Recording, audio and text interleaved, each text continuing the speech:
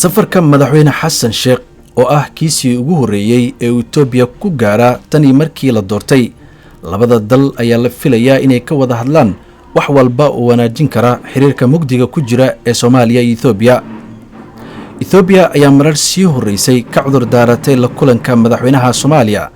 balse madaxda gobolka ayaa dadaal ku bixiyay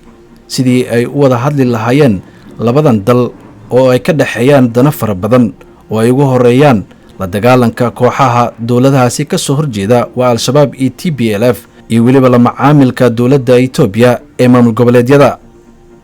laakiin arintaasi waxa dheer oo Itoobiya waxa miiska u saaran wax ka weydiinta waxa madaxweynaha Soomaaliya ku kalifay in madaxweynaha Masar Cabdifataax Asiisi uu kala hadlo arinta ku saabsan biyo xireenka wabiga Niil maadaama Soomaaliya wabigaasi uusan marin Masar ayaa sugaysa isla markaana dhagta u taagaysa jawaabta ka soo baxda ama Soomaaliya ay ka bixiso arintaasi balse noqon mayso mid ka wada farxisa Masar iyo Itoobiya laakiin su'aalaha isweydiinta mudan waxa ay yihiin Soomaaliya ma waxay beenin doontaa hadalkii madaxweynaha Masar Cabdifataax Asiisi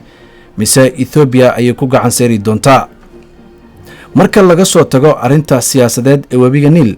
Itoobiya waxay aad u doonaysaa isticmaalka qaar ka mid ah dekedaha Soomaaliya sida dekeda Kismaayo iyo dekeda ay Itoobiya saamiga ku leedahay ee Berbera sida ku cad heshiiskii 2017 ay wada galeen DP World Somaliland iyo Itoobiya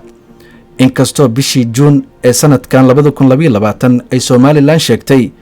inuu heshiiskaas buray maadaama ay yiraahdeen Itoobiya ay ka soo bixi weysay shuruudihii looga baahnaa haddaba caqabad xoogan ay Soomaaliya ku noqon doontaa hanaqaadkeeda haddii madaxweyne xasan sheekh uusan Itoobiya kala soo laaban heshiis cad oo ku aadan iskaashiga la dagaalanka kooxaha dawladahaasi ka soo horjeeda iyo waliba la macaamilka maamul goboleedyada Soomaaliya ee dawladda Itoobiya